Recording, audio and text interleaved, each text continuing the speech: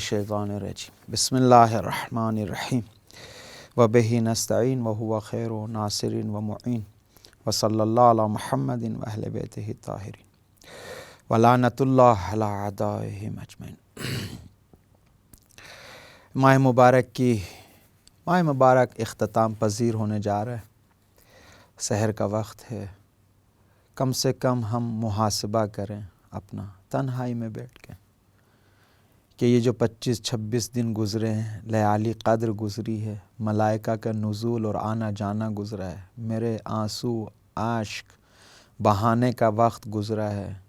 جس طریقے سے میں نے خدا کو العاف استغفار کے لیے پکارا ہے، اب وہ وقت آ رہا ہے کہ خدایا کہیں ایسا نہ ہو یہ جو وقت گزرا ہے، جو مجھ کو حاصل کرنا چاہیے تھا وہ حاصل کر پایا یا نہیں، جو مجھ کو اپنے گناہ معاف کرانے چاہیے تھے گناہ معاف کرا پایا یا نہیں، جو توبہ اور استغفار مجھ کو بجا لانا چاہیے تھا وہ استغفار قبول حق ہوا یا نہیں۔ اگر انسان اکیلے تنہا بیٹھ کے حساب کتاب کرے گا، حتماً سمجھ جائے گا کہاں پہ مسئلہ ہے، کہاں پہ مشکل ہے۔ اپنی دل کی کیفیت سے، اپنے سانسوں کی کیفیت سے، وہ تنہائی میں اپنے آپ سے تو جھوٹ نہیں بولے گا نا بندہ، اپنے آپ سے جھوٹ نہیں بولے گا بندہ۔ یہ میں نے جو افطاریاں کی ہیں، یہ جو میں نے سحری کھائی ہے، آیا میں کھانے پینے میں نے وقت لگایا ہے، یا بندگی ہو، نیائش ہو، استغفار ہو، توبہ ہو، ذلت ہو، مذلت ہو، خدا کی بارگاہ میں اپنی عبودیت و عاجزیت کا اعلان کیا ہے، آنسو بہائے ہیں، گناہ معاف کرائے ہیں، یا نہ میں نے گناہ کیے ہیں، گناہ کیے۔ امام حسین علیہ السلام ایک خوبصورت روایت ہے امام حسین علیہ السلام سے، ان المؤمن ہمتہ فی الصلاۃ والصیام والعبادہ، مومن کا پوری ہمت و ہم و غم و ارادہ سب کچھ بندگی، عبادت، نماز، روزہ، قرب الہی ہوتا ہے، چاہے رمضان ہو، سحری کا وقت ہو یا افطار کا وقت ہو، وہ لگاؤ خداوند متعال سے، وہ تعلق خداوند متعال سے وہ والا ہوتا ہے۔ لیکن والمنافق ہمت ہو الطعام والشراب کالبہیمیہ، لیکن جو منافق ہوتا ہے، اللہ کی بارگاہ سے دور ہوتا ہے، اس کا ارادہ و ہم و غم و ہر ٹائم کی فکر جو کھانا پینا ہوتا ہے، جانوروں کی طرح۔ جانور فقط کھانے پینے کے پیچھے رہتے ہیں، لیکن انسان سب کچھ نہیں کھاتا ہے، پہلے دیکھتا ہے کیا کھا رہا ہوں، پہلے سمجھتا ہے کیا پی رہا ہوں، پہلے دیکھتا ہے لقمہ حلال لقمہ ہے، حرام لقمہ تو نہیں ہے، اطاعت الہی کرتے ہوئے اس کو حاصل کیا ہے یا معصیت خدا میں اس کو حاصل کیا ہے۔ بندہ ہے نا، یہ بندہ ہے۔ بندہ عرض کیا میں نے، بندہ اس کو کہتے ہیں جو سر تپا صاحب اس کا خدا ہے، اپنا کچھ نہیں ہے، سب کچھ مالک کا ہے۔ خوب یہ جو لقمہ ہے، یہ جو غذا ہے، یہ جو پینے والی چیزیں، اس کا حساب کتاب، یہ میں پی رہا ہوں کہاں سے حاصل کیا، کس طریقے سے میں نے اس کو پایا ہے، کیسے کمایا ہے، حلال طریقے سے کمایا ہے، حرام طریقے سے کمایا ہے، ایک بات۔ دوسری بات یہ ہے عزیزو، ماہ مبارک ختم ہونے جا رہا ہے، یہ دیکھیں یہ جو غذا میرے پاس ہے، یہ جو مال میرے پاس ہے، اس میں سے دوسروں کے حق بھی میں نے ادا کیے یا نہیں۔ کسی ایک نے سوال کیا کہ جب خداوند متعال نے سب کے رزق کی ذمہ داری لی ہے، تو یہ جو مختلف مکانوں پر، مختلف جگہوں پر انسان بھوکے مر رہے ہیں، افریقہ میں، فلاں جگہ، انڈیا میں، پاکستان میں، غریب فقراء پوری دنیا میں، تو اس کے خداوند متعال نے اس کے رزق کی ذمہ داری نہیں لی تھی؟ کیا یہ مخلوق خدا نہیں ہے؟ جواب کیا ہے؟ جواب یہ ہے کہ خداوند متعال نے سب کے رزق کو زمین پہ اتارا ہے، لیکن حکمت کے ساتھ اتارا ہے، ایک نظم کے مطابق اتارا ہے، تربیت کرتے ہوئے اتارا ہے۔ اس کا مال، اس کا حق اس کے مال میں رکھا ہے، اس کا حق اس کے مال میں رکھا ہے، اس کا حق اس کے مال میں رکھا ہے۔ آیا میں نے دوسروں کے حقوق کو ادا کیا یا نہیں؟ کہیں ایسا نہ ہو دوسرے کا حق لقمے کی شکل میں کھا رہا ہوں، یتیم کا خمس، زکوٰۃ، صدقات یا دوسرے پڑوسیوں کا حق جو ہے وہ میں نے ادا کیا یا نہیں؟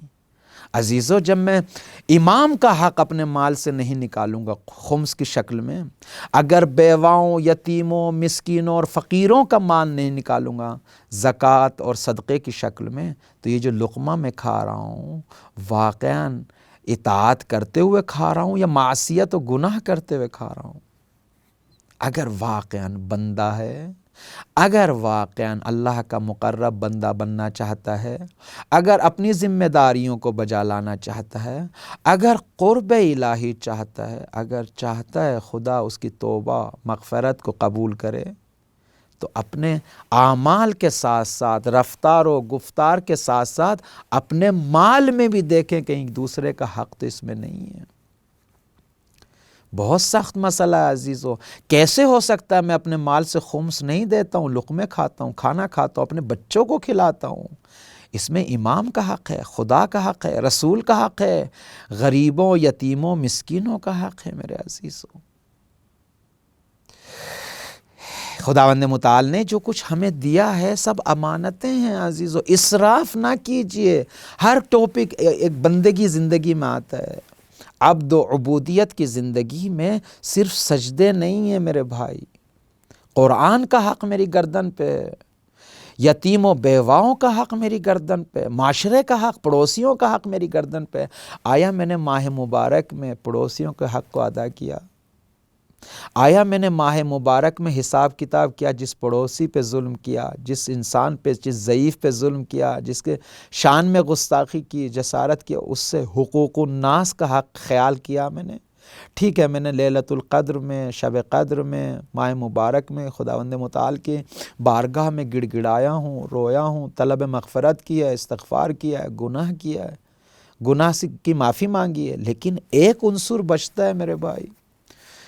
البتہ اس کو ہمیں ماہ مبارک سے پہلے بجا لانا چاہیے تھا، لیکن ابھی دیر نہیں ہوئی ہے، ابھی دیر نہیں ہوئی ہے۔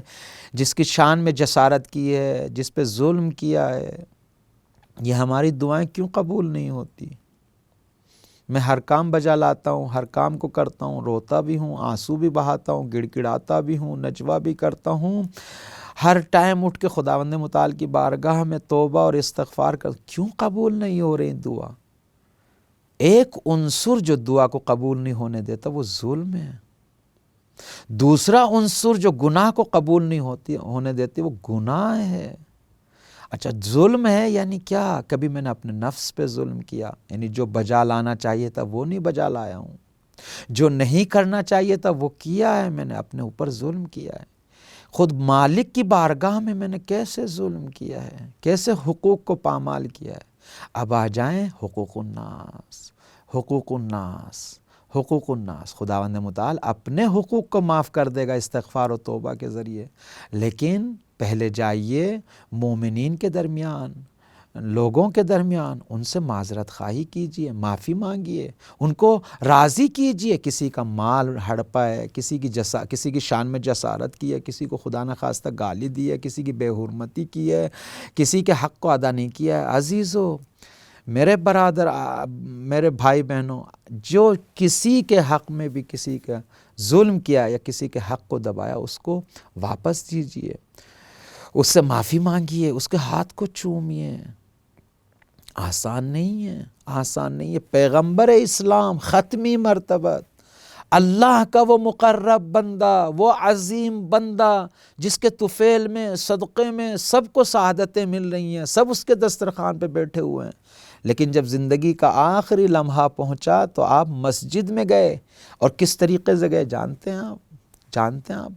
چل نہیں سکتے تھے پیغمبر اسلام، دو انسانوں کے سہارا لے کے مسجد میں گئے، سب مومنین آئے ہوئے تھے، ممبر پہ تشریف لے گئے، کہا کہ اگر کسی کا حق میری گردن پہ ہو وہ ابھی بتا دے مجھ کو، اپنے حق کو واپس لے لے۔ پیغمبر اسلام صلوات اللہ علیہ، صلی اللہ علیہ وآلہ وسلم، کم بات نہیں ہے۔ حقوق الناس، لوگوں کا کسی کو خدا نخواستہ برے لقب سے نوازنا، کسی کی غیبت کرنا، کسی کے بارے میں حسد رکھنا، کسی کو برا بھلا کہنا، کسی پہ تہمت لگانا، کسی پہ الزام لگانا، اپنے اعمال کو، اپنی زحمتوں مشقتوں کو خراب کر رہا ہوں میں۔ یہ رات کی بیداریاں، یہ گڑ گڑانا، رونا، یہ پریشان ہونا، یہ سب کی عبادتیں بجا لانا، لیکن ادھر سے وہ کیا ہے؟ مومنین کے حقوق، لوگوں کے حقوق، پڑوسیوں کے حقوق، یتیموں کے حقوق، بیواؤں کے حقوق، خصوصاً آج کے زمانے میں جو مومن بھائی بیمار ہے، جو مسلمان بھائی بیمار ہے، ایک مستضعف انسان بیمار ہے، اس بلا میں مبتلا ہے، کیا میں نے اس کی دستگیری کی ہے؟ اس کی مدد کی ہے؟ اس کو لقمہ فراہم کیا ہے؟ اس کے علاج کے لیے قدم بڑھایا ہے میں نے؟ ارحم تو رحم، اللہ کے بندے، جب تو رحم نہیں کرے گا تو دوسرا تجھ پہ کیسے رحم کیا جائے گا؟ ایک گناہ، ایک ظلم، ایک رحم۔ چوتھی بات، جس انسان نے آپ سے معافی مانگی ہے اس کو معاف کیا نہیں بھائی۔